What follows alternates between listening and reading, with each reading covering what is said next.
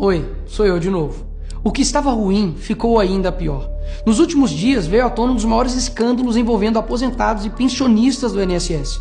O rombo, segundo levantamentos, ultrapassa a casa de 6 bilhões de reais. 4 milhões de idosos roubados e a maioria das vítimas do Norte e Nordeste. Mas isso todo mundo já sabe. O que eles não te contaram é que o escândalo atual era de 6 bilhões.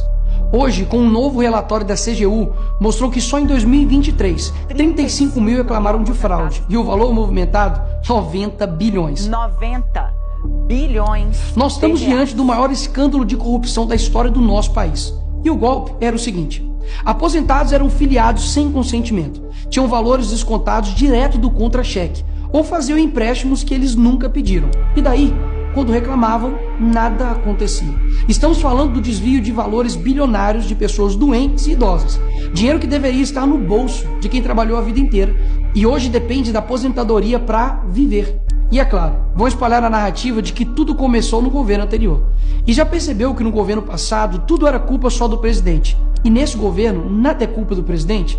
Mas olha só que interessante. As investigações mostraram que os descontos irregulares já vinham sendo praticados há anos. O que levou o governo Bolsonaro, em 2019, a apresentar a medida provisória 871, justamente para combater esse tipo de fraude em descontos. Ele obrigava os sindicatos e associações a comprovarem a cada 2 anos que o aposentado realmente estava autorizando aquele desconto. Adivinha quem ficou contra? Acertou, a esquerda. Como não bastasse, em 2022, com votos da esquerda, eles derrubaram essa lei. E o que será que aconteceu nos próximos anos? Bingo!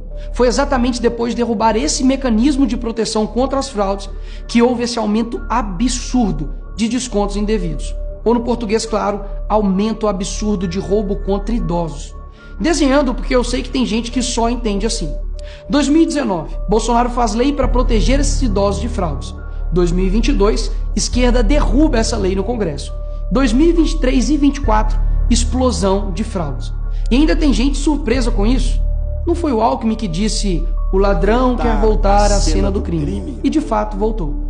Desde o início do governo Lula, representantes dos ministérios da Previdência participaram de pelo menos 15 reuniões com entidades que hoje estão sendo investigadas. Inclusive, o próprio ministro Carlos Lupe e o ex-presidente do INSS, Alessandro Stefanuto, estiveram em 8 dessas reuniões. A entidade que mais participou dos encontros com os ministros foi a CONTAG, justamente a organização que mais roubou o dinheiro dos aposentados. E o escândalo é ainda mais grave. O relatório de auditoria da CGU revelou que, em muitos casos, as autorizações para descontos foram feitas em nome de pessoas que sequer tinham condições de manifestar a sua vontade.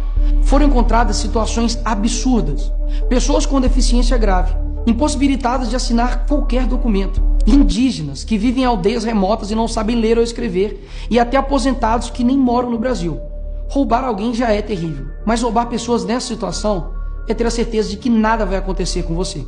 Não é à toa que o relatório do próprio INSS mostra que o governo tinha ciência e sabia como barrar os descontos desde 2023. O Tribunal de Contas da União também sabia da denúncia desde 2023.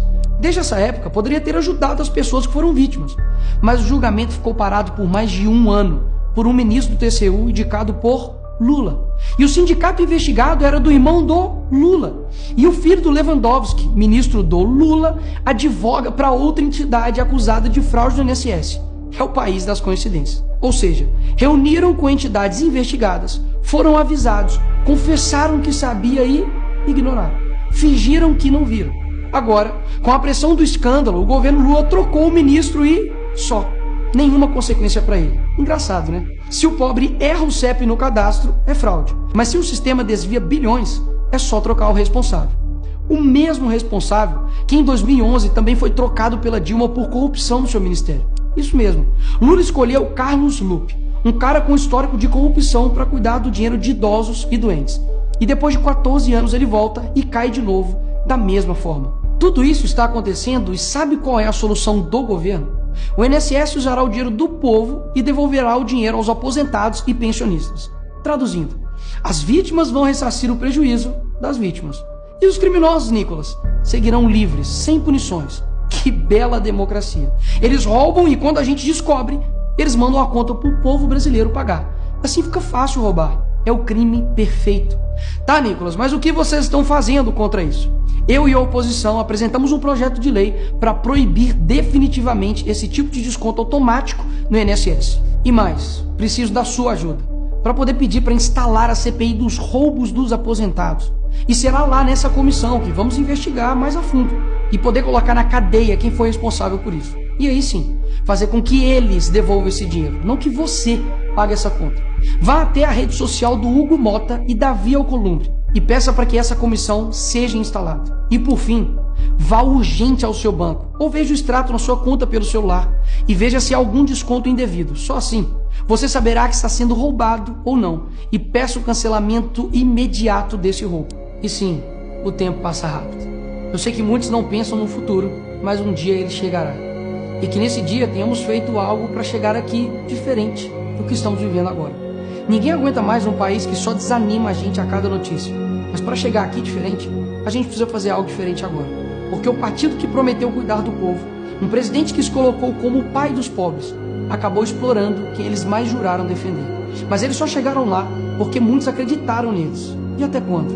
Porque quando chegar aqui, talvez seja tarde demais para mudar o Brasil.